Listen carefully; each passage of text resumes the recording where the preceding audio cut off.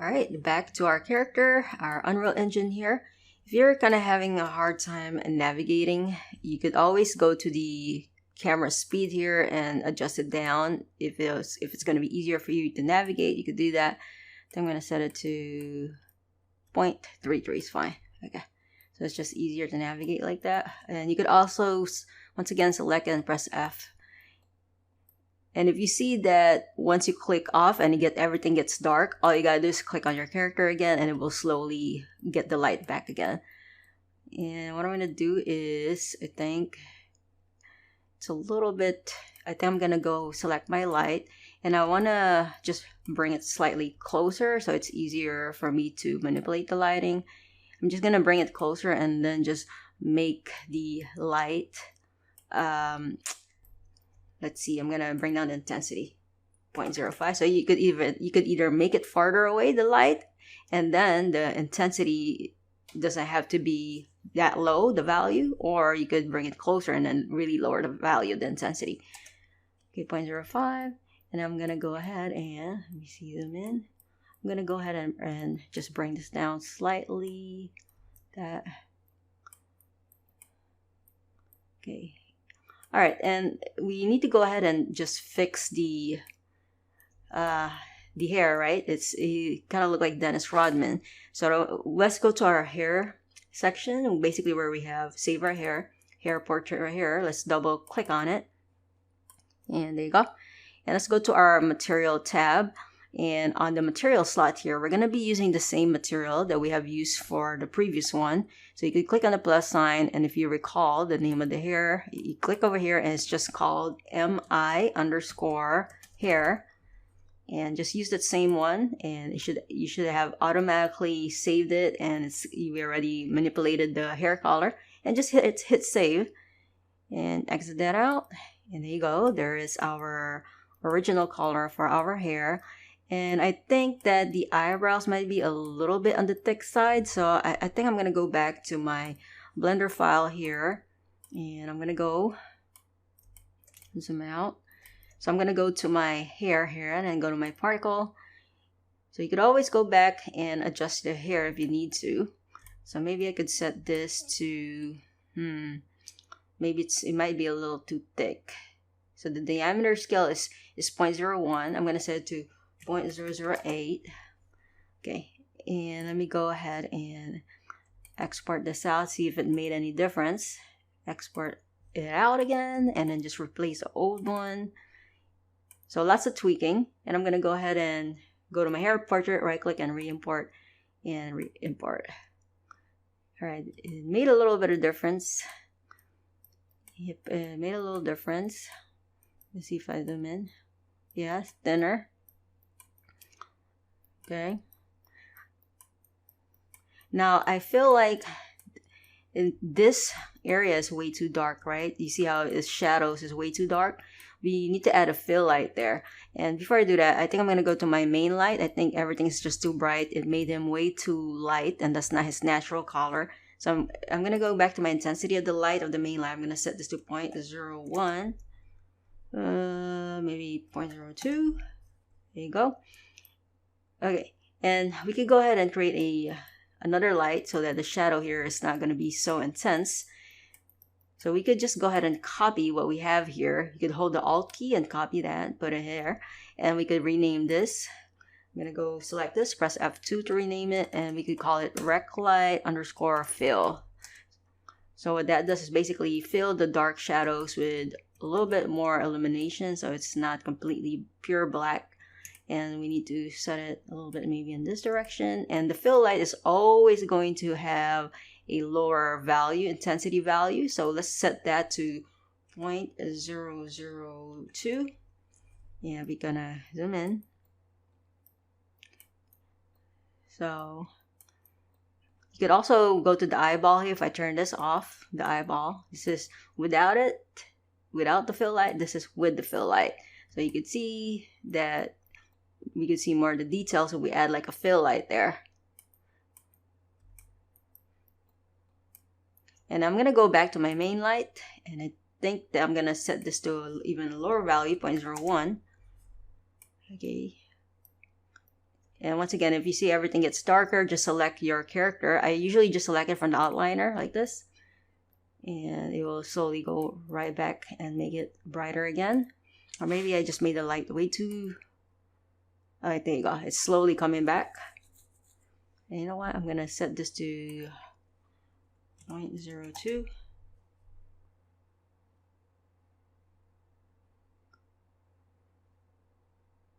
Maybe 0.015. And well, while we're here, we could go ahead and create a plane for the background. So you can see when you zoom out, it starts to get dark again, but it's fine. We could go ahead and go to our plus sign here on this arrow and go to shapes and create a plane for our background. And once again, set to 0, 0 in the location. And then we can go ahead and just rotate this. I'm going to turn on my snap and then just rotate this 90 degrees. And then move it back and then scale it up. And I'm going to turn off my snap. I just say scale.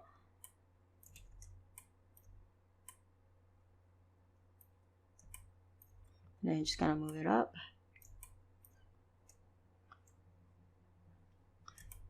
And we could add a color to this to make the background darker.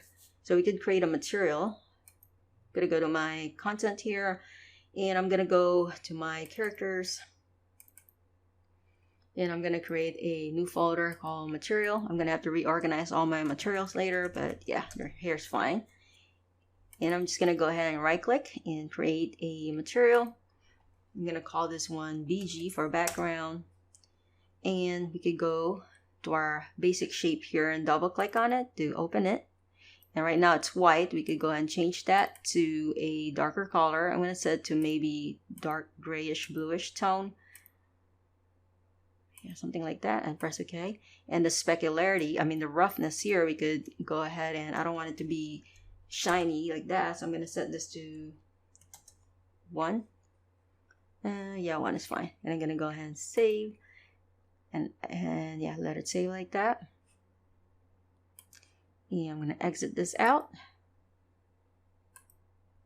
There you go. Yeah, something like that. I prefer a darker tone like this.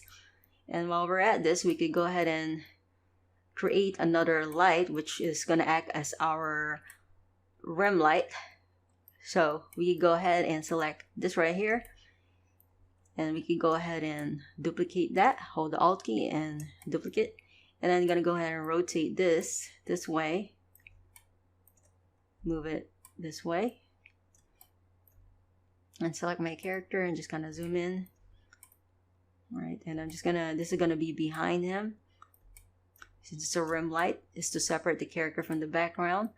And I am going to rotate this a little bit. And we could go ahead and crank up the intensity. So maybe for this one, I'm going to set it to 1. Whew. I think I like to start out with a high value at the beginning, just so I could see exactly where the rim light is going. And maybe up. Let's see here. I want to show his a little bit of the hair here. So maybe something like that. And I'm going to set the color to a bluish tone. And press OK. And I'm going to bring down the value to 0.1. So we get like a little bluish tint here going. And it also adds like some volume on the hair, which is nice. You can also maybe show more of the blue by moving this direction. And go ahead and create a camera for this. To create our camera, just go over here again to the plus sign, quickly add to project, and go to cinematic, and let's add a cine camera actor. Go. And so it's right there, the camera. Let's once again set this to 0, 0, 0, 0, 0, and 0. Okay. And just gonna go ahead and move this forward. I'm gonna go ahead and move it up. And just gonna rotate it so it's facing him. I'm gonna turn on snap again. And yeah, just rotate it 90 degrees this way. Alright, and just gonna go ahead and move it. And you can see that there's a preview of what the camera's looking at right here. But what we need to do is we could make it easier for ourselves to navigate to the actual camera we want to actually navigate to the camera by going to perspective and set it to Cine Camera Actor. That's the name of our camera. And you could also see that right here, Cine Anima Actor. And you could go back between the camera view, which is what we're looking at right now. You could go back from looking at the camera view to the perspective view. If you want to go back to the perspective view, just you see this little icon right there. It looks like an eject symbol. So just click on that right there and to go back to perspective. But yeah, we need to go to our Cine Camera Actor right there. And we could go ahead and navigate same way. So just find a good view that you like. So maybe something like this. There you go. So maybe something like that.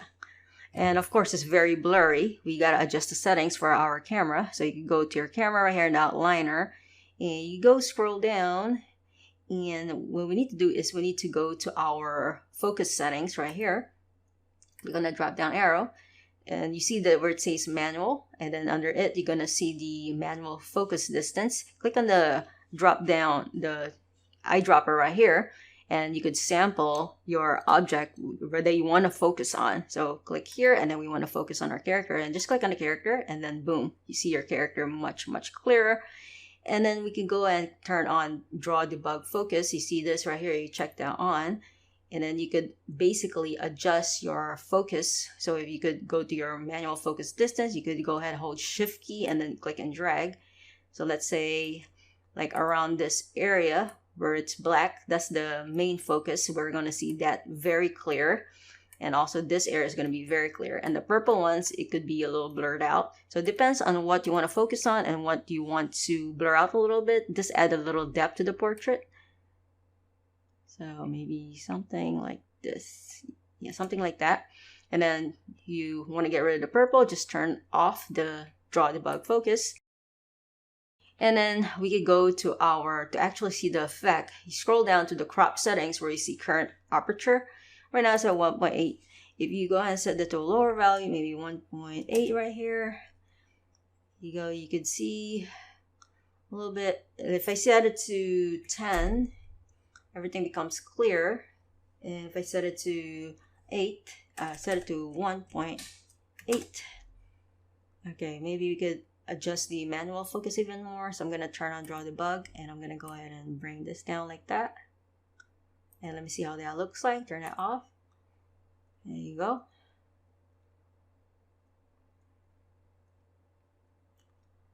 Okay, and if we go ahead and set this to 10, yeah, you could see, I want you guys to see the difference here. I want you guys to kind of look around his shoulder area here. So right now it's very, very clear, right? And if I go to the current aperture right here for the crop settings, right now it's at 10. If I go ahead and set this to a much lower value, 1.8, look what happens to the shoulder. You see it starts to blur out. So that gives a little depth to our character. And you could blur out more and more of this by playing around with the manual focus distance. So I suggest you guys play around with this and also the current aperture. The higher the value for the current aperture, the more clearer everything will be. But if you want to add a little depth, you have to lower the value to see the effect of the blurred out edges of the character that's affecting the manual focus distance. They're being affected by the manual focus distance. Okay, so I think I am really liking the blue highlights here on the rim, but I think it's a little too much of a, it's too hot, okay? So I'm going to go to my rim light. So I got to rename this rim. I'm going to go here. I'm going to call it rim, enter. There you go. And maybe I could move it up. So the thing is I want to go back to my perspective. And I'm going to go, before I do that, I want to lock this camera because I think I'm liking this view.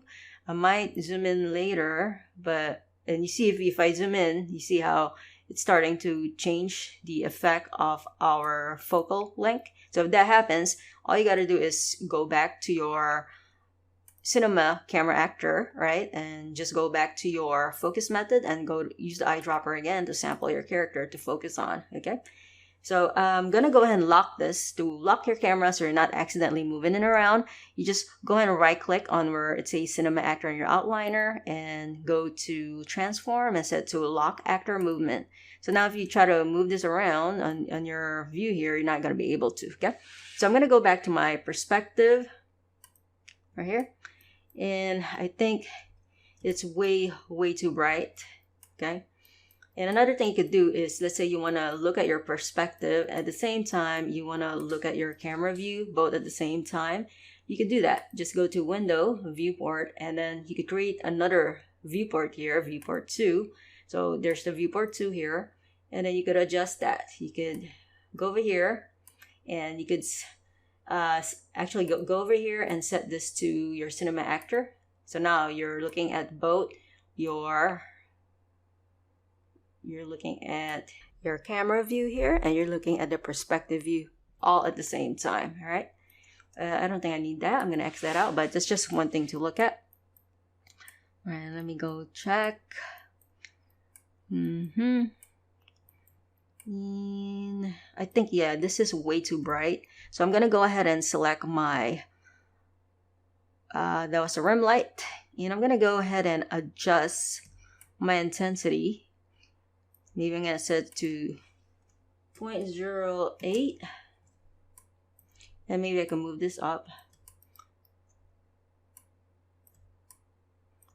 Or maybe I could gonna rotate this direction. I'm gonna turn off my snap and rotate it like this, and rotate it and this way. You know what? I'm gonna go to my viewport as I'm doing this. I'm gonna go create another viewport here, and I'm gonna set this to Cinema Actor.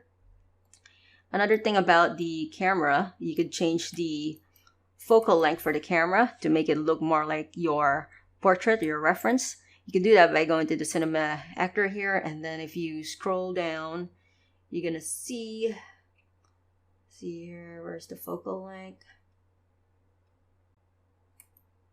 Yeah, so you could change the focal length right here. So let's say right now, I'm gonna go ahead and maximize. I'm gonna go ahead and exit that out, and I'm gonna go ahead and just go here to my Cinema Actor. So right now I'm on, if I go over here, yeah, universal zoom. So you can change it to any type of camera that you want. So let's say I want it 50 mm. So you can see the focal length now is 15 mm, right? But then once again, you gotta go ahead and change it, the camera view. So I'm gonna go ahead and right click, and I'm gonna go ahead and change it to snapping. Oh, actually, I'm gonna go transform and unlock it. So I could gonna zoom out, and I gotta go ahead and go to my focus here again, and click the eyedropper and click on there. Okay, so maybe something like this is better. It's really up to you. So you could play around with different lens settings here. All right. So if you want to do 50 mm, if that will match more your character and the portrait that you're looking at, then feel free to do that. But yeah, something like this, maybe, yeah, something like that. Oh, I like it. I like the blurred out edges, and then we see the focus on the face. Yeah, I'm digging this right here. So I'm gonna go ahead and lock this view. I'm gonna go over here and change this, transform to lock actor movement. There you go. And I can go back to my perspective. Yeah, I think I'm digging that.